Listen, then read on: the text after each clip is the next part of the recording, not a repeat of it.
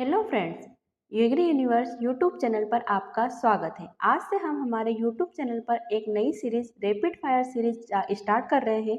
इस सीरीज में हम daily topic wise MCQ discussion करेंगे। तो आज की हमारी जो क्लास है वो फर्स्ट क्लास है और आज का हमारा टॉपिक है जनरल एग्रीकल्चर। तो चलिए शुरू करते हैं। फर्स्ट क्वेश्चन है, Indian meteorological department established in. जो इंडियन मेट्रोलॉजिकल डिपार्टमेंट है वो कब इस्टेब्लिश हुआ था? 1880, 1875, 1985 और 1976। तो जो हमारा इंडियन मेट्रोलॉजिकल डिपार्टमेंट है वो इस्टेब्लिश हुआ था 1875। तो 1875 में ये इस्टेब्लिश हुआ था और ये इस्टेब्लिश कहाँ हुआ था? पुणे, महाराष्ट्र में। जो 1880 है, 1880 में हम देखें तो इस टाइम पे फेमाइन कमीशन आया था। 1985, 1985 में हमारी क्रॉप इंश्योरेंस स्कीम आई थी, जो बाद में 1999 में उसको नेशनल एग्रीकल्चर इंश्योरेंस स्कीम के नाम से उसको रिप्लेस कर दिया गया था। और 1976 में हमारी बहुत सारी योजनाएं आई थी। सबसे पहले हमारी आई थी अंत्योदय प्रोग्राम स्टार्ट हुआ था इस टाइम पे। एक हमारा जो इंस्टीट्यूट बना था NAARM, national academy of agriculture research and management, वो जो कहाँ पर है? हैदराबाद में। और 1976 में ही हमारे जो अशोक मेहता कमेटी है उन्होंने 2 टायर पंचायती राज सिस्टम को प्रपोज किया था। ठीक है, तो नेक्स्ट क्वेश्चन है, father of horticulture in India. जो हॉर्टिकल्चर उसके फादर कौन है इंडिया में? Norman E Borlaug, M H. Marigowda, doctor K L. Chadha, M S. Swaminathan. तो जो हमारे नॉर्मन ई बोरलॉग है, नॉर्मन ई बोरलॉग को father of green revolution in world के नाम से जाना जाता है। मतलब विश्व में हरित क्रांति के पिता कौन है? Norman E Borlaug. एम.एच. मारिगावड़ा जी जो है इनको father of horticulture in India कहा जाता है। वहीं हम देखें कि जो के.एल. चड्डा है इनको फादर ऑफ पोमोलॉजी कहा जाता है और साथ ही इनको फादर ऑफ गोल्डन रिवॉल्यूशन भी कहा जाता है। और एम.एस. स्वामीनाथन को father of green revolution in India कहा जाता है। तो इसका राइट आंसर क्या रहेगा? एम.एच. मारिगावड़ा। ठीक है, नेक्स्ट क्वेश्चन है, soil health card scheme was started in which year. जो सोइल हेल्थ कार्ड स्कीम है वो कब स्टार्ट हुई थी? 2015, 2004, 1998, 2016। तो जो सोइल हेल्थ कार्ड स्कीम है ये आई थी 19 फरवरी 2015 में। ये लॉन्च हुई थी कहाँ पर? सूरतगढ़, राजस्थान में। और इसको लॉन्च किया था प्रधानमंत्री नरेंद्र मोदी जी के द्वारा। जो सोइल हेल्थ कार्ड है इसकी हम थीम देखें तो इसकी थीम है स्वस्थ धरा, खेत हरा, हेल्थी अर्थ, ग्रीन फार्म। अब हम देखें कि सोइल हेल्थ कार्ड जो प्रिपेयर होता है वो कितनी लैंग्वेज में प्रिपेयर होता है। तो जो सोइल हेल्थ कार्ड है वो प्रिपेयर होता है 14 लोकल लैंग्वेज में। और सोइल हेल्थ कार्ड का जो मोबाइल ऐप है उस पर टोटल 10 लैंग्वेज है और जो उसका पोर्टल बना हुआ है उस पर टोटल 23 लैंग्वेजेस हैं। वहीं हम देखें कि इसमें 12 पैरामीटर्स रहते हैं। तो 12 पैरामीटर्स कौन कौन है जिनका इसमें मेजर किया जाता है? Nitrogen, phosphorus, potash, sulphur, iron, zinc, boron, calcium, manganese, pH, EC और ओसी। अब हम देखें तो सॉइल हेल्थ कार्ड बनता है उसकी वैलिडिटी कितने ईयर की रहती है? तो उसकी जो वैलिडिटी रहती है वो 2 ईयर की रहती है। और हम देखेंगे सॉइल सैंपल जो है वो अपन साल भर में मतलब पूरे ईयर में हम 2 बार ले सकते हैं। कब? जब हम क्या होता है कि जैसे ही हमने रबी क्रॉप की हार्वेस्टिंग की उसके बाद में और खरीफ क्रॉप की हार्वेस्टिंग के बाद में।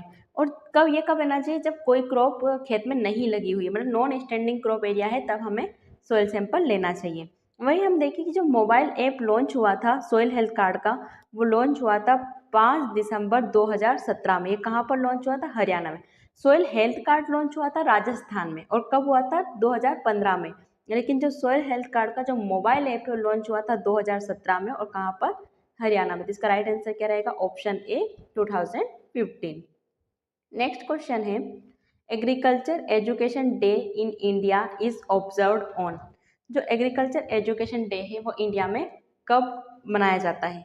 15 दिसंबर, 3 दिसंबर, 4 दिसंबर और 23 दिसंबर। तो हमारा जो एग्रीकल्चर एजुकेशन डे है वो हम देखें कि 15 दिसंबर को क्या मनाया जाता है? International T day. ये इंटरनेशनल टी डे जो है टी प्रोड्यूसिंग जो कंट्री है उनके द्वारा इसको सेलिब्रेट किया जाता है। 3 दिसंबर को नेशनल एग्रीकल्चर एजुकेशन डे के रूप में सेलिब्रेट किया जाता है। इस दिन हमारे जो प्रेसिडेंट थे बाबू राजेंद्र प्रसाद, उनका बर्थडे होता है। उसी उपलक्ष्य में क्या करते हैं हम, 3 दिसंबर को एग्रीकल्चर एजुकेशन डे को मनाया जाता है। 4 दिसंबर को एग्रीकल्चर वुमेंस डे मनाया जाता है और 23 दिसंबर को नेशनल फार्मर्स डे के रूप में मनाया जाता है। ये हमारे चौधरी चरण सिंह जी जो है हमारे जो पीएम रहे थे, उनके बर्थडे के टाइम पर ये मनाया जाता है नेशनल फार्मर्स डे। इसका राइट आंसर क्या रहेगा, ऑप्शन बी 3 दिसंबर। नेक्स्ट क्वेश्चन है सेलिंग परसेंटेज ऑफ पी। जो हमारा मटर है उसकी सेलिंग परसेंटेज कितनी रहती है, 33%, 49%, 65% या 70%। तो इसका राइट आंसर रहेगा 49%। इसके अलावा हम देखते हैं और भी हमारी जो क्रॉप है उनके मिलिंग परसेंट, हलिंग परसेंट और सेलिंग परसेंट। तो जो हमारी राइस है, राइस का मिलिंग ऑफ राइस होता है 60%, हलिंग इन राइस होता है 66%, selling in wheat 60%, milling of wheat 70 to 74%, selling in P 49%, selling in chickpea 49% और सेलिंग इन ग्राउंडनट 70%। तो हमारा राइट आंसर क्या रहेगा, ऑप्शन बी 49%। नेक्स्ट क्वेश्चन है नेमाटोड इज डिराइव्ड फ्रॉम। जो नेमाटोड टर्म है वो कौन सी लैंग्वेज से लिया गया है, लेटिन, फ्रेंच, ग्रीक, अरेबिक। तो हमारा जो नेमाटोड है ये एक ग्रीक वर्ड है, एक ग्रीक लैंग्वेज से लिया गया है नेमाटोड। इसके अलावा हम देखें कौन कौन से ग्रीक वर्ड है हमारे, तो जो हमारा एग्रोनॉमी है वो भी एक ग्रीक वर्ड है।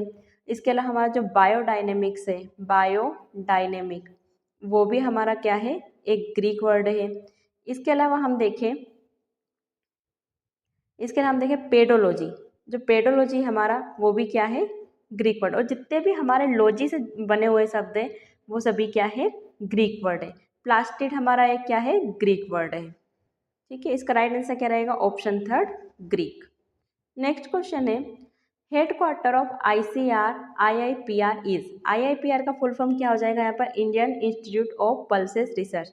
ये कहाँ पर सिचुएटेड है, लखनऊ, कानपुर, रांची, वाराणसी। तो हमारा जो आईसीआर का Indian institute of pulses research है ये कहाँ पर है, कानपुर, यूपी में। नेक्स्ट हम देखें जो लखनऊ है, लखनऊ में हमारा कौन सा है, तो लखनऊ में हमारा है Indian institute of sugar cane research, IISR। इसके बाद हम देखें रांची में, तो रांची में है हमारा Indian lake research institute, Ranchi, Jharkhand. और जो वाराणसी है, वाराणसी में हमारा है Indian institute of vegetable research, Varanasi, UP. इसका राइट आंसर क्या रहेगा, ऑप्शन 2। नेक्स्ट क्वेश्चन है growth rate in plant is measured by. जो प्लांट की ग्रोथ रेट है उसको किससे मेजर किया जाता है, एनीमोमीटर, ऑक्जेनोमीटर, टेंसियोमीटर या फिर लाइसीमीटर। तो जो हमारा एनीमोमीटर है, एनीमोमीटर का यूज़ किया जाता है विंड स्पीड को, जो हवा की गति होती है उसकी जो स्पीड होती है उसको मेजर करने के लिए हम किसका यूज़ करते हैं, एनीमोमीटर का। जो ऑक्जेनोमीटर है इसका ही यूज़ करते हैं हम प्लांट की जो ग्रोथ रेट है उसको मेजर करने के लिए। टेंसियोमीटर का यूज़ किया जाता है जो सॉइल मॉइस्चर टेंशन होता है उसको मेजर करने के लिए। और लाइसीमीटर का इवापोट्रांसपिरेशन को मेजर करने के लिए। और जो लीचिंग के द्वारा जो लॉस होता है पानी का, लीचिंग लॉस ऑफ वाटर, उसको मेजर करने के लिए लाइसीमीटर का यूज़ किया जाता है। इसका राइट आंसर क्या रहेगा, ऑप्शन 2। नेक्स्ट क्वेश्चन है miracle rice variety of world. World की मतलब विश्व की जादुई धान की वैरायटी कौन सी है, जादुई धान कौन सी है, Taichung native first, IR8, Jaya, PRS10। जो TN फर्स्ट है ये फर्स्ट ड्वार्फ वैरायटी राइस की है और ये ताइवान में डेवलप हुई थी। और ये कब डेवलप हुई थी, 1964-65 में। जो IR8 है इसे ही मिरेकल राइस वैरायटी कहा जाता है, ये सेलिनिटी टॉलरेंट भी होती है। जया को हम देखें तो जया को 1968 में रिलीज़ किया गया था और इसे मिरेकल राइस इन इंडिया कहा जाता है। इंडिया की मिरेकल राइस कौन सी हो जाएगी अपनी, जया। और जो हमारी PRS10 है ये फर्स्ट हाइब्रिड है बासमती की, वर्ल्ड में जो फर्स्ट हाइब्रिड निकाला गया था बासमती का वो कौन था, PRS10। तो इसका राइट आंसर क्या रहेगा, option B, IR8। Next question है dead pupa of silk worm known as. जो सिल्क वर्म का डेट प्यूपा होता है उसे किस नाम से जाना जाता है, brown gold, white gold, green gold, black gold.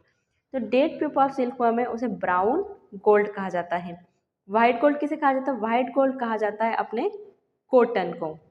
Green gold कहा जाता है बेम्बू को।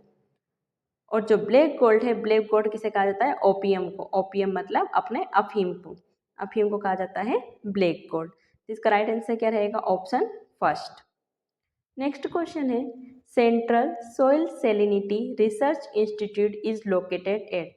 जो central soil salinity research institute है वो कहाँ पर लोकेटेड है? करनाल, भोपाल, देहरादून, नागपुर।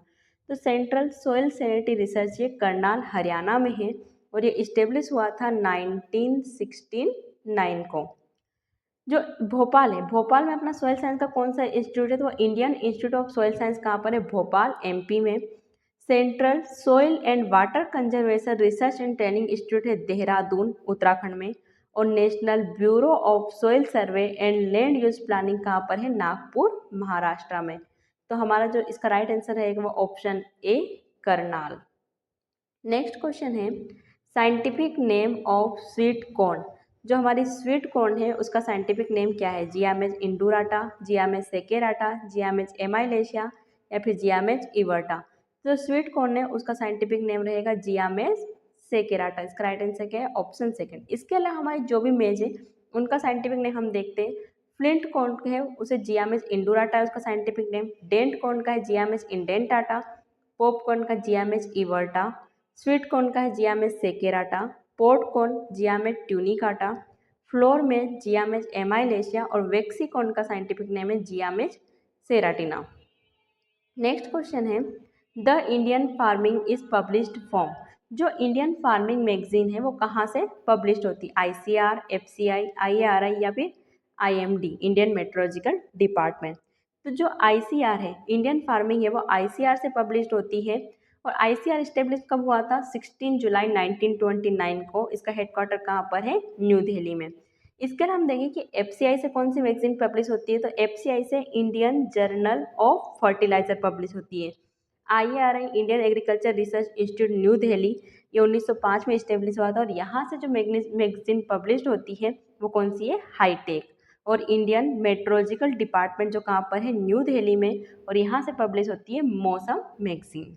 तो इसका राइट आंसर क्या रहेगा? Option first, ICR, Indian council of agriculture research, new Delhi. Next question है stamp is the trade name of. जो स्टाम्प है वो किसका ट्रेड नेम है? Paraquat, isoproturon, glyphosate, pendimethalin. ये हमारे सब क्या है? ये वीडीसाइड है। अब हम देखते हैं कि जो पैराकाट है, पैराकाट के अगर ट्रेड नेम हम देखें तो क्या होते हैं? स्वीप और ग्रामोक्सोन। इसके अलावा हम देखें आइसोप्रोट्यूरॉन, तो आइसोप्रोट्यूरॉन के ट्रेड नेम है रोनक और एरोलोन। ग्लाइफोसेट, ग्लाइफोसेट का ट्रेड नेम क्या है? Round up. और जो हमारा पेंडिमेथिलिन है उसका ट्रेड नेम है स्टाम्प। तो इसका राइट आंसर क्या रहेगा? पेंडिमेथिलिन हमारा राइट ऑप्शन है। तो इसका आंसर क्या रहेगा? स्टाम्प किसका ट्रेड नेम है? पेंडिमेथिलिन का। तो इसका राइट आंसर है ऑप्शन 4।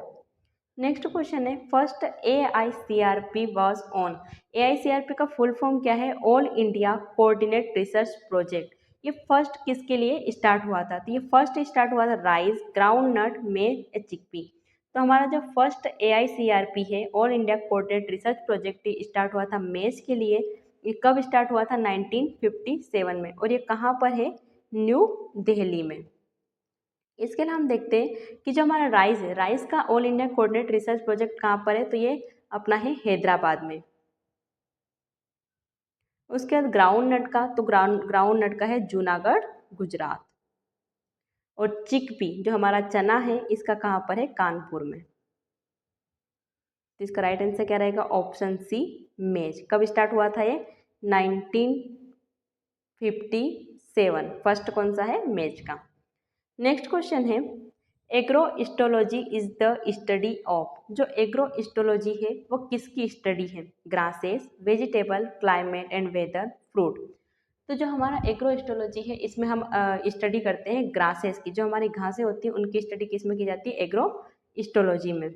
वेजिटेबल्स है, वेजिटेबल का जो अध्ययन किया जाता है, जो स्टडी की जाती है, वो हॉर्टिकल्चर के अंदर एक ब्रांच होती है ओलेरीकल्चर, उसमें की जाती है। क्लाइमेट एंड वेदर, क्लाइमेट और वेदर की जो स्टडी की जाती है उसे बोलते हैं एग्रोमेट्रोलॉजी।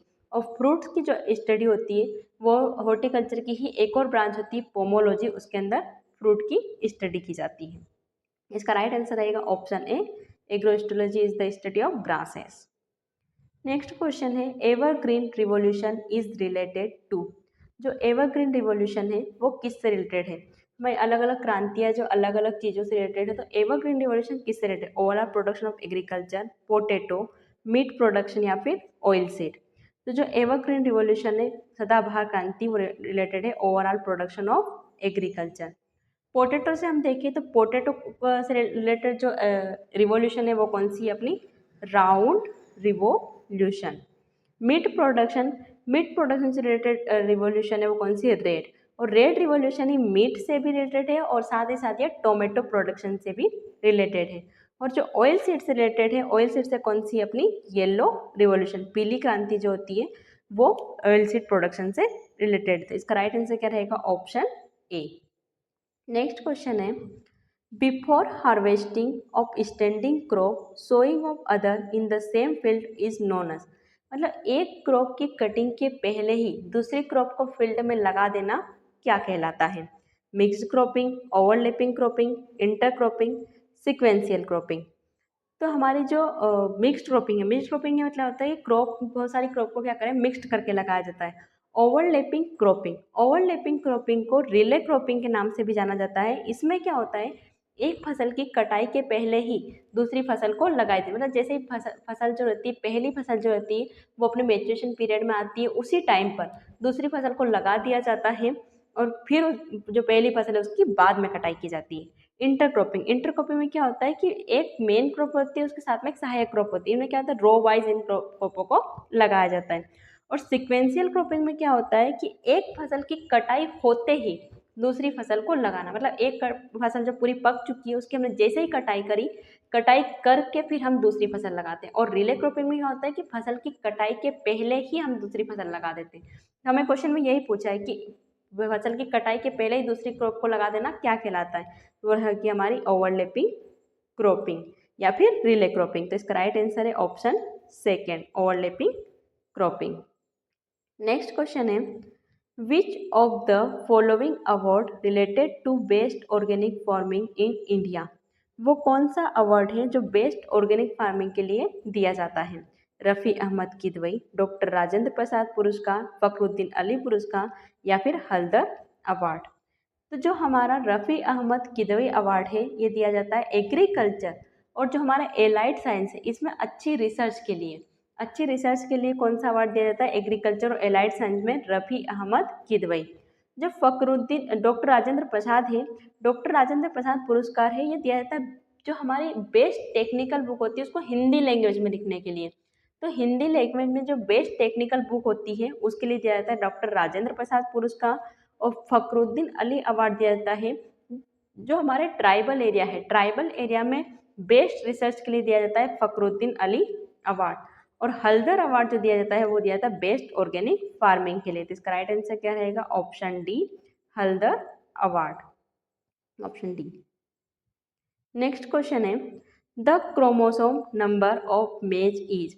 मेज के कितने कितने क्रोमोसोम नंबर पाए जाते हैं? 24, 20, 42, 14। तो जो 24 है कि इसके क्रोमोसोम नंबर है हम देखें तो राइस के 20, मेज के कितने होते हैं? 20 होते हैं, व्हीट के 42 और जो हमारा 14 है वो बार्ले का, पर्ल मिलेट का और जो हमारा देसी चना होता है उसका सबका क्रोमोसोम नंबर कितना होता है? 14। तो इसका राइट आंसर क्या रहेगा? Option second, 20। Thank you for watching. Like and subscribe.